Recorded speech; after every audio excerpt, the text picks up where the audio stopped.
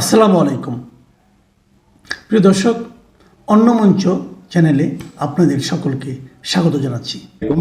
আমার কাছে যে খবর, আমার নিজস্ব অভিজ্ঞতা, আমার সাংবাদিকতার অভিজ্ঞতা এবং আমার বিশ্লেষণ এবং আমার যেটা ধারণা, তার উপর করে আমি আপনাদেরকে বলে রাখি, আওয়ামী লীগ ফিরবে। আওয়ামী লীগ ফিরবে, এটা বাস্তবতা। আওয়ামী লীগ, যেটা আওয়ামী লীগের লোকজন, বাংলাদেশের ভেতরে যে আওয়ামী লীগের কোটি কোটি ফলোয়ার, তাদের লাখ লাখ অ্যাক্টিভিস্ট যারা আছেন, তারা যে ধরনের আওয়ামী লীগ চান, এই ধরনের আওয়ামী লীগে ফিরবে।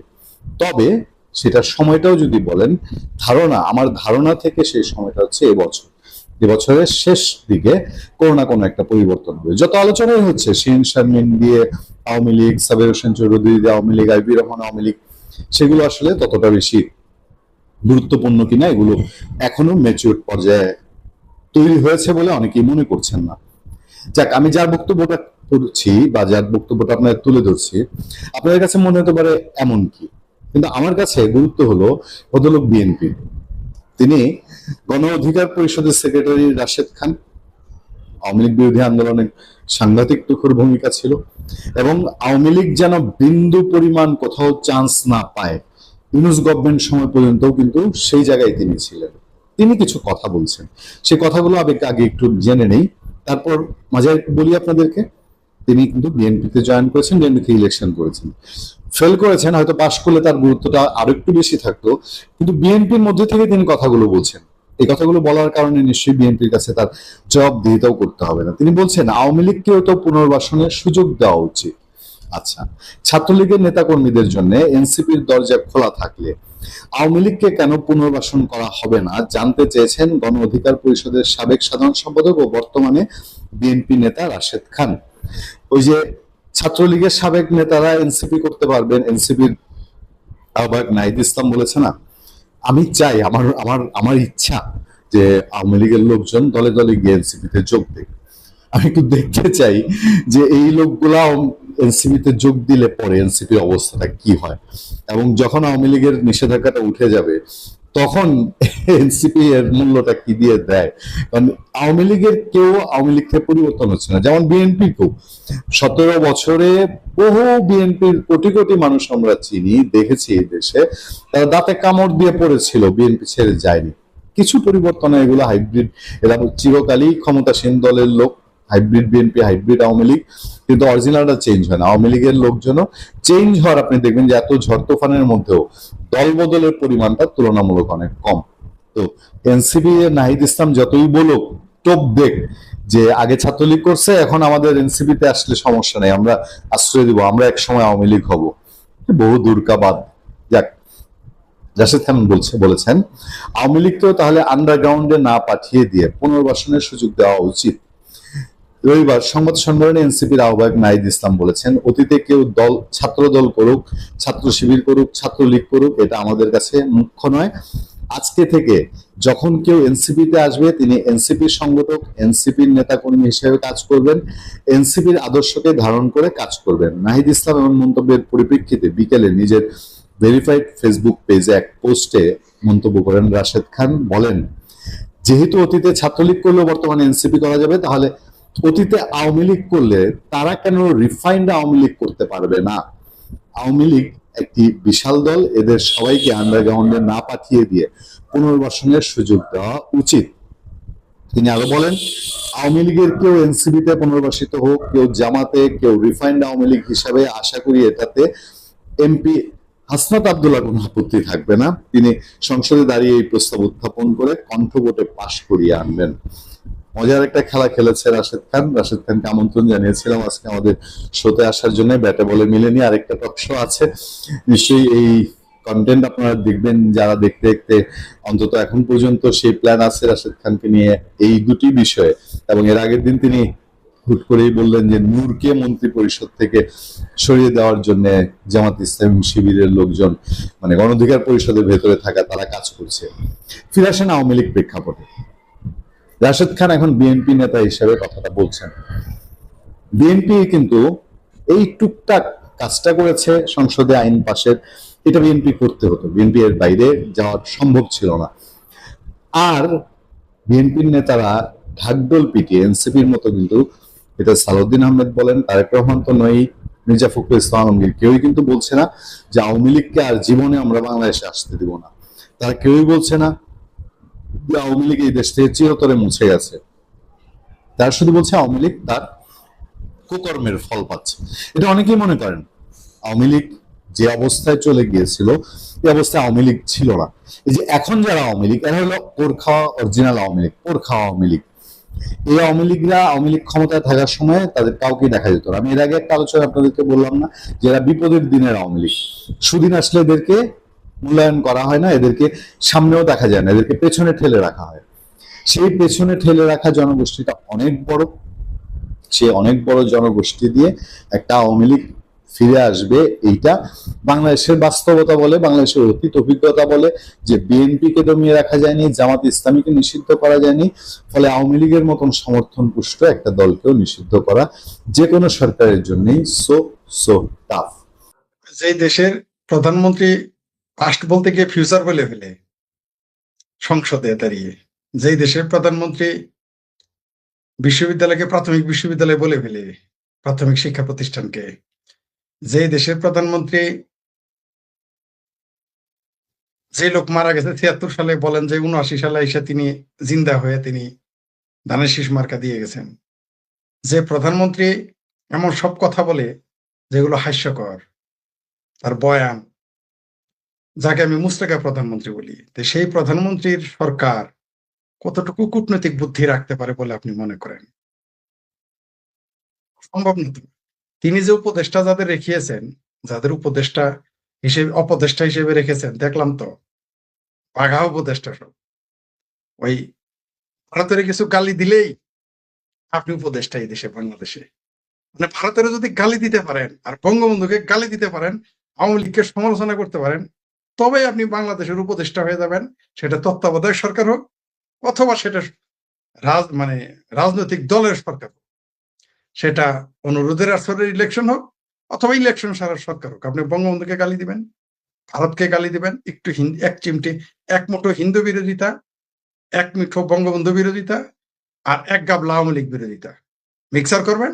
যে স্যালাইন, এই স্যালাইন যদি খাওয়াইতে পারেন, আপনি উপদেষ্টা হইতে পারবেন, প্রধানমন্ত্রী তো আবার সেক্রেটারি হইতে পারবেন, আপনি আর কিছু না হলেও আপনি রাষ্ট্রদূত দিতে পারবেন, যা ইচ্ছা তাই করতে পারবেন, কোনো সমস্যা নেই।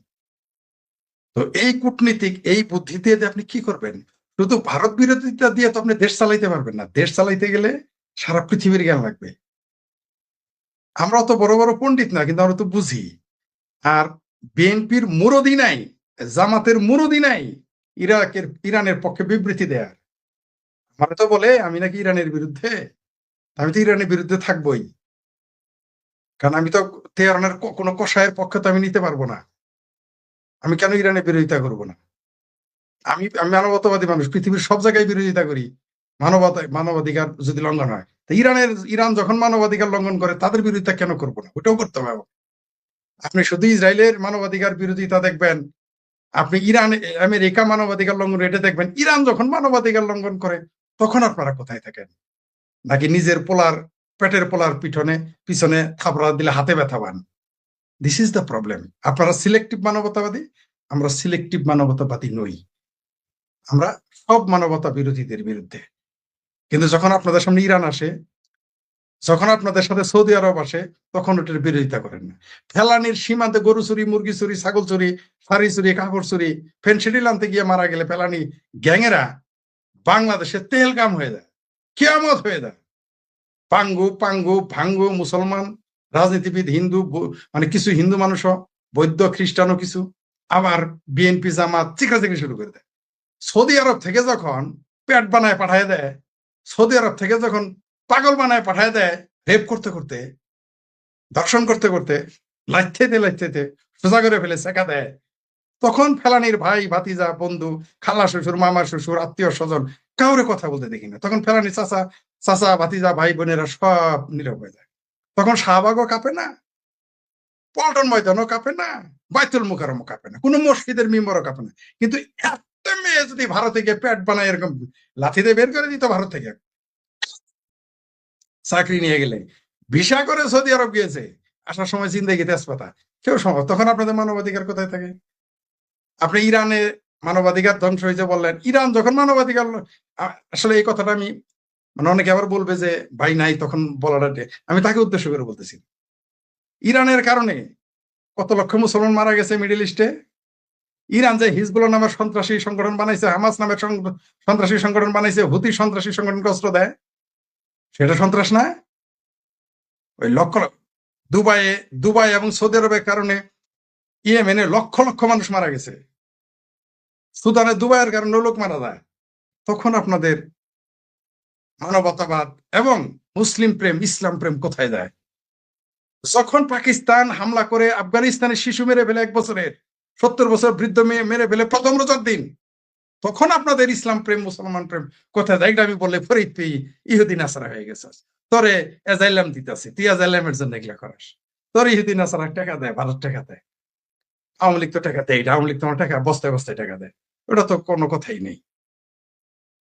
এই হচ্ছে আমাদের দেশের মানবতা। যেটা আমি ইরানের যেটা বললেন, আমাদের যে আপনি কূটনীতির কথা বলতেছেন, বাংলাদেশের রাজনীতি তো বোঝার ক্ষমতা তারেক রহমান। আমি ভেবেছিলাম এই ভদ্রলোক 17টা বছর বিদেশে ছিল, আমি ভেবেছিলাম অনেক জ্ঞানী হয়ে ফিরে আসবে।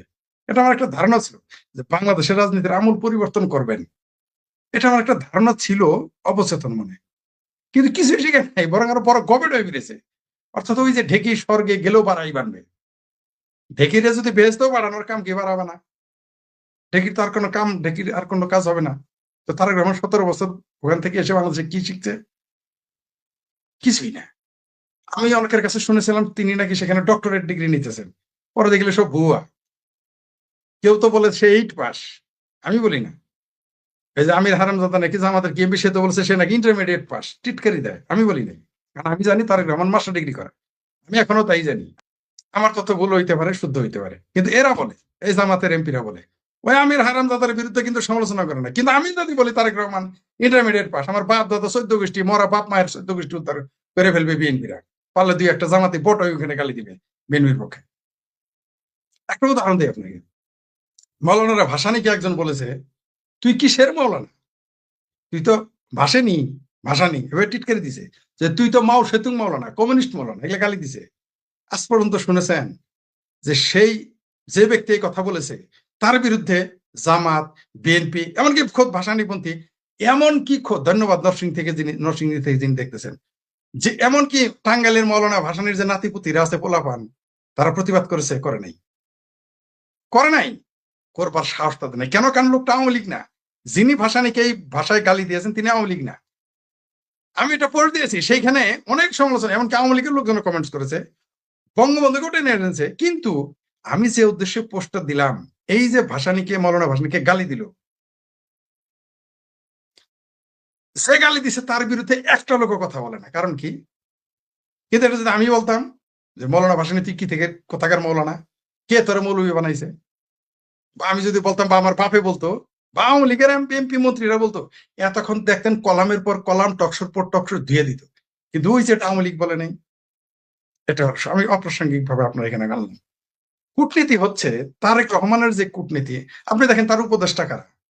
এসিগেট রিজভী সাহেব, যে 5টা ভোট পাবে না সে সাকি, ডাক্তার জাহেদ পেতিপাড়া 5টা ভোট পাবে না, জনগণের সাথে যার সম্পর্ক নেই। আর এদের রাজনৈতিক মেধা তো আমাদের বোঝা হয়ে গেছে এখন এই কয়দিনে।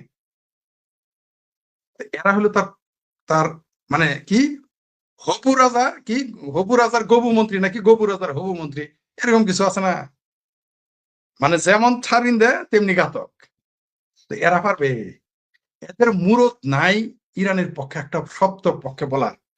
কারণ এরা তো মুসলেখা সরকার, এমনি বলি না তো আমি।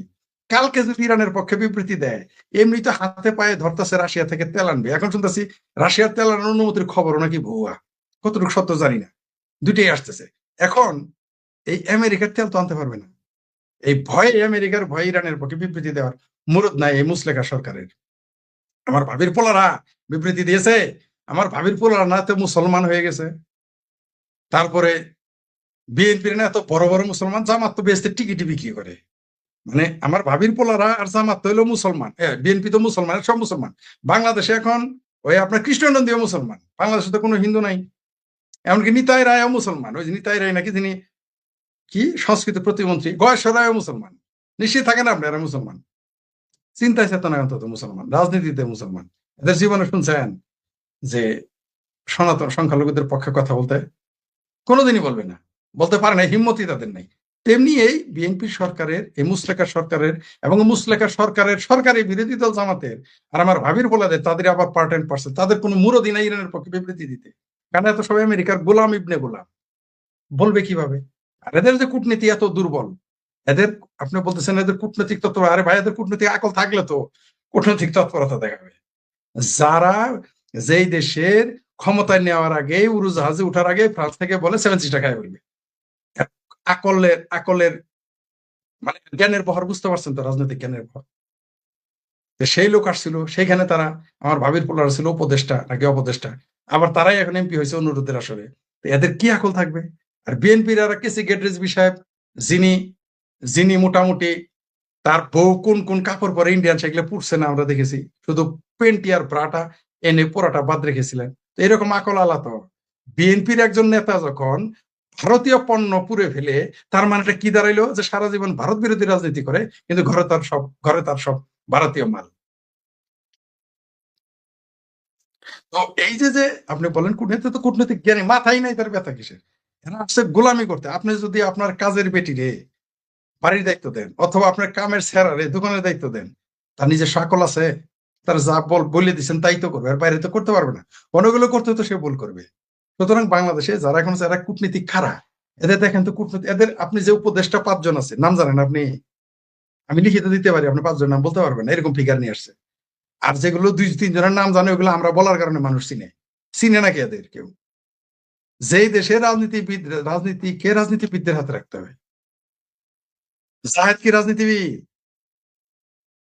সাকি কি রাজনীতিবিদ? সারা জীবন ব্যাকটাল বামপন্থীদের, তারপর পায়ে সিগন্যালদের ডাইনে চলে গেল, ডাইনে থেকে আবার আল্ট্রা ডাইনে চলে গেল। এই পেতি পাড়া জাহেদ ডাক্তার, তারে দেখলাম আমরা সারা জীবন মান্না ভাইয়ের জুতা টানবো, কোথাও জাগাবে না। হঠাৎ করে দেখলাম তারেক রহমানের উপদেষ্টা, ডালমে কুস্তো কালা থা, সব জায়গায় সুপার উস্তম থাকে, সব জায়গায় সুপার উস্তম থাকে। তো এরা হচ্ছে সুপার উস্তম। এরাই যে ল্যাং মারবে না কয়দিন পরে, তারেক রহমানের ল্যাং মারবে না, আপনি কেমনি বুঝলেন? যে অন্য জনের কামলা খাটে, সে তো আরেকজনের কামলা দিতে পারে, বেশি মায়না দিলেই কামলা দিবে। কালকে যদি আওয়ামী লীগ বলে জাহেদ ডাক্তার তোরে আমি এই পদে রাখবো, তুই উল্টা শাকিরে যদি বলে তোরে আমি চাইনাতে পাঠাবো, তোর চাইনিজ কোটায় আমরা বানাবো, মন্ত্রী বানাবো, কালকেই তো উল্টাই দিবে আবার। তো কূটনৈতিক জ্ঞানে এই সরকার অত্যন্ত দুর্বল, কূটনৈতিক চিন্তা চেতনা খুবই দুর্বল, মানে সেটা ভাষায় প্রকাশ করবো মতো না। নইলে এই তেলের সমস্যা এতদিন সমস্যার সমাধান হইতো। বাংলাদেশের 95% মানুষ ইরানের পক্ষে, অথচ ইরান থেকে তেলের জাহাজ আসতেছে না। এটা টোটালি সরকারের ব্যর্থতা, সরকারের উপদেষ্টাদের ব্যর্থতা, সরকারের চামচা মন্ত্রীদের ব্যর্থতা। আমাদের কপালে এই জন্য শনি লেগেছে। আপনি দেখেন ভারতকে মনে করা হচ্ছে যে ইরানে যখন যুদ্ধ হয় আক্রমণ করে, এগুলো সব ভারত জানে। এমনকি ভারতের সাথে ইসরায়েলের সামরিক চুক্তি সম্ভবত আছে, গোপনে তো আছেই। তাহলে সেই ইসরায়েলের সাথে সম্পর্ক থাকার পরও ইরান থেকে সে তেল আনতেছে কম দামে। এই যে কূটনৈতিক তৎপরতা, ভারতের কাছ থেকে তো একটু শেখা উচিত। কিন্তু বাংলাদেশের মানুষ তো শুধু শিখে ভারতের মানুষ হাগে মুতের বাথরুমের বাইরে, এটা ছাড়া তো আর কিছু শিখে নাই। বাংলাদেশের মানুষ শিখেছে ভারতের লোক গোমূত্র পান করে, কিন্তু হাদিসে যে আছে উটের মুত খাওয়ার কথা, এটা আর তারা ভুলে গেছে। পৃথিবীর কোথাও কোনো সনাতন ধর্মের কোন গ্রন্থে লেখা নাই উটের মুত খাও, কোথাও লেখা নাই। অপ্রাসঙ্গিক হলো কথাগুলো আনতে হচ্ছে, আমি পাইনি আর কি, থাকতে পারে। কারণ সনাতন ধর্মের এত বই যে মানে পড়ে শেষ করা যায় না, এত ধর্মগ্রন্থ তাদের। এক এক বেদেই আছে লক্ষ লক্ষ, এক মহাভারতে আছে লক্ষ লক্ষ শ্লোক, রামায়ণে হাজার হাজার শ্লোক, পড়ে সারতে পারবেন না। তো আর বেদেও তো কথাই না, ওগুলো তো শ্লোক, অনেক শ্লোক, পড়ে শেষ করতে পারবেন না। তো সেইখানে কোথাও আমি পাইলাম না যে কোথাও লেখা আছে যে তোমরা গরুর মুদ খায়ও। কিন্তু সহিহ হাদিস দ্বারা কিন্তু প্রমাণিত, বলছে যে তোমরা উটের মুদ খায়ও। উটের মুদ খাওয়া লোকগুলো সারাদিন চিন্তা করে ভারত, দুইটা জিনিস জানে ভারত সম্পর্কে, যারা গরুর মুদ খায় আর বাথরুমের বাইরে গিয়ে থাকে। কিন্তু এটা তারা জানে না বাংলাদেশের মানুষ যত পানি খায় না, পানি সারা জীবনে পানি খায় না এক একজন, তার সাথে 50 গুণ ভারতীয়রা মদ খায়। তারা পয়সা কমে খরচ করলো না, এতটুকু মাছ কিনে, এইটুকু মাছ কিনে। এইটুকু সারাদিন তো এরা মদ খায়। ভারতের মদের ফ্যাক্টরি সম্পর্কে এত ধারণা আছে? ভারতের রাস্তাঘাটে মানে দামি গাড়ি কতগুলো চলে তাদের ধারণা আছে? নাই বাংলাদেশের মানুষের। বাংলাদেশের একজন, ভারতের একজন ধনী, পাকিস্তান বাংলাদেশ তাদের জিডিপি, বাংলাদেশ আর পাকিস্তানের জিডিপি সমান তাদের অর্থনীতি। 4-5 জন যদি মনে করে 4-5 জন ভারতের যারা ধনী মানুষ মনে করে বাংলাদেশে পাকিস্তান কিনে ফেলবে, বাজেট কিনে নিবে, ভাড়া নিবে, পারে তারা। কিন্তু বাংলাদেশে এটা জানে। তো এদের কূটনীতি সম্পর্কে এত জ্ঞান কম যে এরা ভারতের কাছ থেকে ওই দুইটা ছাড়া শিখে না। ভারতের কাছ থেকেও যদি, ভারতের ছাত্রও যদি হইতো কূটনৈতিক জ্ঞানে, তাহলে আজকে আমাদের বাংলাদেশ সিঙ্গাপুর হয়ে যাইত। সিঙ্গাপুর এখন বলবেন ভারত তো হইতে পারে নাই। ভারত হইতে পারে না আরেকটা কারণ, কারণ ভারতের ভিতর, ভারতের অনেকেই ভারতে মনে করে পাকিস্তান তার শত্রু, মনে করে চীন তার শত্রু, ভারতীয়রা মনে করে। আবার ইদানিং বাংলাদেশ গজিয়ে উঠেছে মনে করে। কিন্তু আমার ভারত সম্পর্কে যতটুকু গবেষণা আছে, সম্ভবত আমি একমাত্র লোক বাংলাদেশের যিনি আমি 17টা প্রদেশ সম্পর্কে আমি ধারণা রাখি। সেখানে ফিজিক্যালি গিয়েছি 17-18টা প্রদেশ। ভারত সম্পর্কে আমার গবেষণা হলো যে ভারতের শত্রু ভারতের ভিতরেই থাকে, সেই শত্রুরাই তাদের জন্য বিপজ্জনক। সেই বিষয়ে আমি গেলাম না। তো ভারতের কূটনৈতিক জ্ঞান সম্পর্কে যদি ছাত্র হইতো বাংলাদেশ, আজকে বাংলাদেশ সিঙ্গাপুর না হলেও থাইল্যান্ড হইতো, আর এগিয়ে যেত। কিন্তু আমরা তা নিব না। আমরা তো কোথাও থেকে ভালো জিনিস নিব না, আমরা ভালো জিনিস নিতে রাজি না। আর আপনি কূটনীতি যেটা বললেন, আমাদের কূটনীতিতে আমরা একেবারে পৃথিবীতে সবচেয়ে যদি দুর্বল কূটনীতির দেশ বলেন এই মুহূর্তে, সেটা হচ্ছে বাংলাদেশ। তার জন্য আমরা ব্যর্থ হচ্ছি, ব্যর্থ হবো। এগুলো ফাটেনি, মাটির মধ্যে আছে, এগুলো সাফ করতেছে কেন? আপনারা কি জানেন যে মার্কিন সেনাবাহিনী সেখানে ঢুকেছে, এগুলো পরিষ্কার করতেছে এবং তাদের লাল গালিচা সংবর্ধনা দিয়েছে। এই IRGS নাকি বিপ্লবী তেহরানের কসাইয়ের বিরাট দল, বিরাট ইমানদার, বিরাট সাহসী, শক্তিশালী, যারা আল্লাহ চৌদ্দ আসমান পর্যন্ত দল করে ফেলতে পারে। তারা এখন লাল গালিচার সংবর্ধনা দিয়ে আমেরিকান সৈন্যদের নিয়ে ওগুলো এখন পরিষ্কার করতেছে ইরানের ভূমিতে। এটা বাংলাদেশের বাঙ্গদের বলে রাগ করে কমিউনিস্ট পার্টির, এটা শুনে তুই কি কস এগুলা বানায় বিষয়টা এরকম, আমি না এগুলো বানাই বলি। এই হচ্ছে আমাদের দেশের সমস্যা। তো হরমুজ প্রণয় শুনেন, আরবরা এবং ইরানিরা আমাদেরকে আসলে মুসলমান মনে করে। তো আরবরা তো মুসলমান মনে করে না, তারা তো ঘোষণাই দিয়েছে। শুধু আমাদের না, বাংলাদেশ, ভারত, পাকিস্তান তথা ভারতবর্ষের মুসলমানদের তারা বলে